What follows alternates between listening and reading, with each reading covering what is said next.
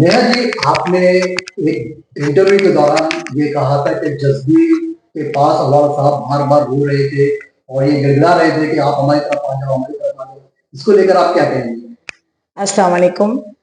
सबसे पहले तो आवार साहब बोलते मैं शेर हूँ, शेर अकेला चलता है, मुझे किसी की जरूरत नहीं। तो अचानक क्या जरूरत आ पड़ी कि आप जसबीर को 10 फोन करने लगे, महेश आयरे साहब फोन करने लगे, किसके कहने पे फोन करने लगे आप और मैं अच्छे से जानते हैं। बहरहाल जब आप शेर हो तो आपको अपनी चाल अकेली चलनी चाहिए थी।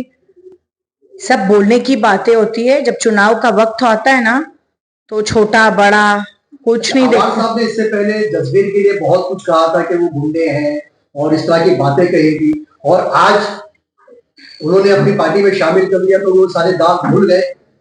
आवर साहब के पास कोई भी जाएगा ना तो वो वफादार हो जाएगा, वो साफ सुथरा पाकीज़ा हो जाएगा, और कोई भी नजीब भाई के साथ रहेगा तो वो गद्दार, वो पाक साफ नहीं, वो गुंडा। जब तक वो हमारे साथ थे वो दाऊद इब्राहिम के आदमी थे, अब ये उनके पास गए तो वली सिफत हो गए क्या? नहीं, वली सिफत हो गए। आवार साहब के पास चला गया तो तुमने ट्विटर पे ट्वीट किया कई मर्तबा, विधानसभा में कई बार इन्होंने आवाज लगाई जसबीर का नाम लेते हुए, एक मुसलमान शख्स का नाम लेकर आप कह रहे हो कि ये दाऊद इब्राहिम से जुड़ा हुआ है, सुपारी लेता है, क्या कुछ आपने कहा। अब आपको वो बंदे को अपनी पार्टी में लेते वक्त शर्म नहीं आई? विधानसभा में इतनी बात करते वक्त आपको ख्याल नहीं आया? विधानसभा का तो वक्त जाया किया और तौहीन भी की आपने। और आज उन्हीं के साथ मतलब जमीन खिसकती है ना तो आदमी को हर इंसान लगता है, चाहे वो छोटा हो बड़ा हो, चर्ची हो नशेड़ी हो, दाऊद इब्राहिम का आदमी हो या वफादार हो गद्दार हो, कोई भी हो। लेकिन इस जो विधानसभा का इलेक्शन जैसे नजदीक आ रहा है तो जनता भी जो है कंफ्यूज हो रही है, तो जनता के लिए आप क्या संदेश देना चाहेंगे? देखिए, कंफ्यूजन का वक्त चला गया, 15 साल हम कंफ्यूज रहे। अब अल्लाह की तरफ से हमको एक मौका मिला है कि हमें अपना नुमाइंदा चुनना है, और वो हमारे सामने नजीब मुल्ला से बेहतर कोई नहीं। अगर इस 5 साल में हमने इस चुनाव में अपना वोट डालने में गलती की, आता 5 साल शहर कंप्लीट बर्बाद हो जाएगा, क्योंकि इनके मैनिफेस्टो 15 साल में जितनी मर्तबा बने, आप मैनिफेस्टो उठा के देख लो, एक बार भी उस मैनिफेस्टो के ऊपर काम हुआ है क्या? मैनिफेस्टो में कई बातें लिखी गई, कई अच्छे अच्छे पोस्टर्स है, हज हाउस के बारे में, स्लॉटर हाउस के बारे में, कम्युनिटी हॉल के बारे में, ना जाने हैंगिंग मार्केट के बारे में। कहाँ है सब कुछ? नया मैनिफेस्टो निकालने से पहले पुराने मैनिफेस्टो पे इनको वर्कआउट करना चाहिए।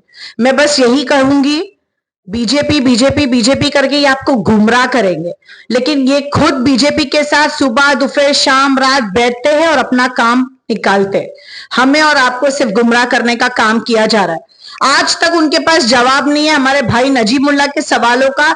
1 लाख रुपए का इनाम नजीब भाई ने हर प्रोग्राम में अनाउंस किया है कि वो कौन सा बीजेपी और आरएसएस का नेता है जिसके घर पे ये चेंबूर में जाते हैं और 5 करोड़ रुपया कम करवा के आते हैं। आप नहीं गए थे तो झुकला दो ना मीडिया में। आपको मैं पूछती हूँ, मैं आपको बोलती हूँ, आप जाके उनसे सवाल करें, वो नहीं दे पाएंगे क्योंकि उनके पास जवाब ही नहीं है। हमारे शहर में क्रिस्टल कंपनी किसकी है? प्राइवेट कंपनी है। प्रकाश लाल कौन है? बीजेपी का नेता है। कैसे आ गई क्रिस्टल? मुसलमान वोट नहीं करे बीजेपी को, वोट करे आवार साहब को, लेकिन शहर में आएगी बीजेपी, काम करेगी बीजेपी। ये कौन सा रूल एंड रेगुलेशन है? ये कौन सा सेक्युलरिज्म है? आप सेक्युलर नेता हो ना? चलो मेरा चैलेंज है, आप नीतीश राणे और रामगिरी महाराज का पोस्टर जरा जला दो, देवेंद्र फडणवीस का पोस्टर जरा जला दो, चला के तो दिखाओ।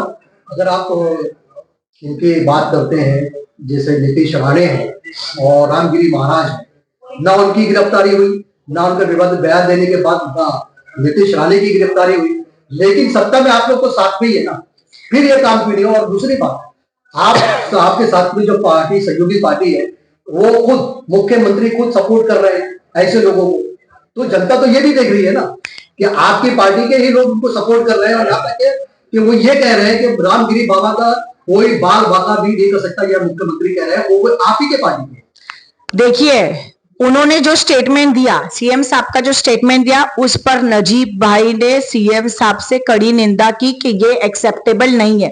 उस वक्त हम मौजूद थे उस मीटिंग में, जब हम सुनिए, देखिए मेरी तो बात बोलना अलग है, क्योंकि हो सकता है कि आप भी आवाज साहब के साथ जा रहे हो, बहुत सारी चीजों को रोकने की कोशिश की होगी आप। हाँ, लेकिन आपने उस टाइम देखिए, जब बात आती है कौम की, जब बात आती है उसूलों की, तो हम किसी को भी नहीं इंपॉर्टेंस देते हैं, चाहे वो कोई भी क्यों ना।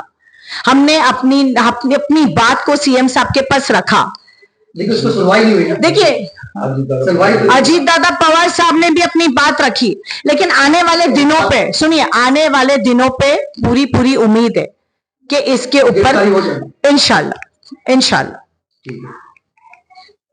लेकिन मुझे उम्मीद ये भी है कि सेक्युलर नेता जरा एक बार थोड़ा सा, मैं आपको बता दूं कि अजीत दादा पवार ने उस पर बहुत ही सख्त रवैया अपनाया था सीएम साहब के सामने। उन्होंने कहा था, स्टेटमेंट दिया और उन्होंने कहा कि इस तरीके के स्टेटमेंट नहीं देना चाहिए जिससे दो समाज के बीच में बंटवारा हो। मैं आपको और बता दूं, विशालगढ़ के मामले में भी अजीत दादा पवार ने जाकर के वहां के जो लोगों के साथ हादसा हुआ था, जिनके घर जलाए गए थे, वहां पर जाकर के मुलाकात की और वहां के लोगों को मुआवजा दिया। और अभी मैं एक बात पूछना चाहता हूं, रामगिरी महाराज के खिलाफ जब इम्तियाज जलील साहब औरंगाबाद से तिरंगा रैली लेके निकले, तो इनसे पूछे कि अवार साहब उस रैली में क्यों नहीं गए? क्योंकि वो इम्तियाज जलील रैली लेके निकले थे, इसलिए नहीं गए क्या? इनकी पार्टी ने उनके फेवर में एक स्टेटमेंट क्यों नहीं दिया? और आपको बता दूं, आपको एक और बात बता देना चाहता हूं कि जब जो लोग औरंगाबाद वगैरह से सफर करके वहां पर आए थे, मुलुक टोल नाके में लोगों को रोका गया जब वहां पर, तो आपको आज बता दूं, ये बताने की बात नहीं है, तो जो वहां पर लंगर खाने का इंतजाम किया था ना, वो नजीब मुल्ला ने किया था।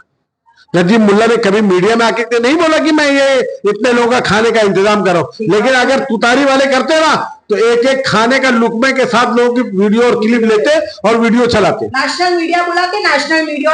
और आपको बता दूं कि ऐसी बात नहीं, देखिए, रामगिरी महाराज हो, चाहे वो किसी भी समाज का हो, चाहे किसी भी धर्मगुरु हो, किसी भी समाज का धर्मगुरु हो, अगर वो किसी के मजहब के खिलाफ बोलता है तो हमारा रवैया उसके खिलाफ सख्त रहेगा, हमारी उससे मुखालफत रहेगी। हम ऐसे लोगों की बिल्कुल सपोर्ट नहीं करते।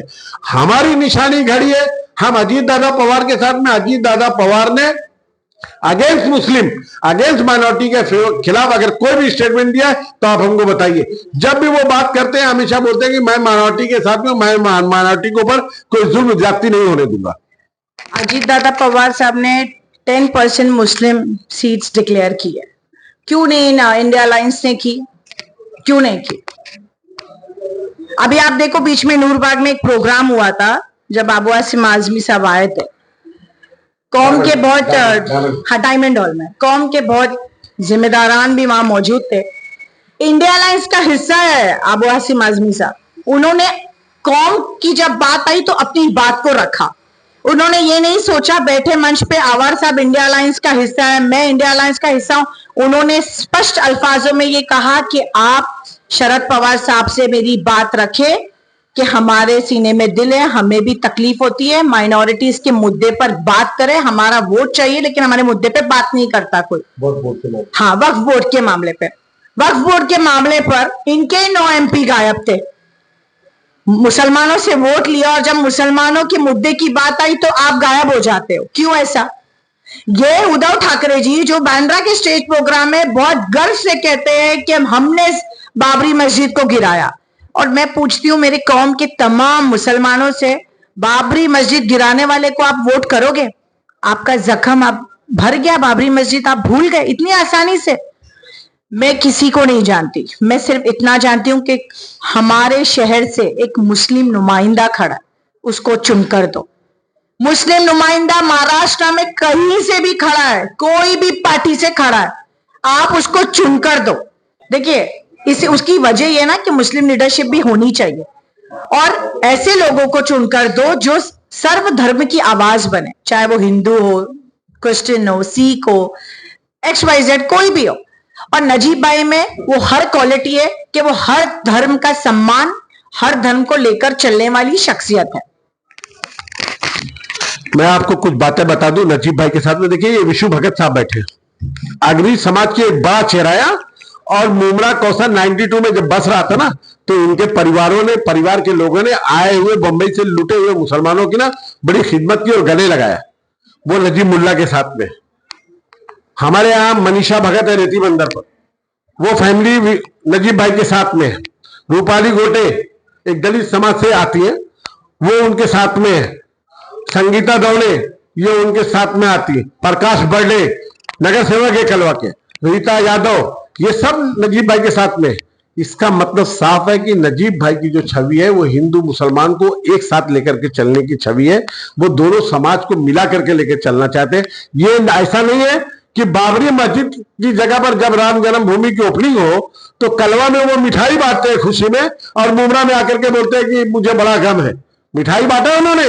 अगर वो सेकुलर, वाकई में सेकुलर लीडर है तो मुमरा में भी मिठाई बांटे, अच्छी बात है, उनके धर्म की बात है ना। तो एक तरफ आकर के कलवा में मिठाई बांटते हैं और बोलते हैं हमने जाओ दरवाजा खोल दिया, कोई माई का लाल बंद नहीं कर सकता, और मुमरा में आकर के उसका गम मनाते हो। 9 MP उद्धव साहब के भाग गए वक्फ बोर्ड के मामले पर। अवार साहब, मलाला का कुछ होता है तो तुम यहां पर उसका रैली निकालते हो, उद्धव साहब का पुतला जलाओ ना। तो उद्धव साहब, आपके बोलने पर आपकी कैंडिडेट वैशाली दरेकर को हमने मुसलमानों से वोट करके हमने वोट दिलाया, क्यों नहीं बोलते उस पर, क्यों नहीं उनका पुतला जलाते? जब बार बार फडणवीस साहब ये कहते हैं कि टोरेंट के लिए अवार साहब ने मुझसे कहा है, तो फडणवीस का पुतला क्यों नहीं जलाते? ये सब बातें लोग समझ चुके हैं। आपका झूठ सामने लोग के आ गया है, लोग अब की बार समझ चुके हैं।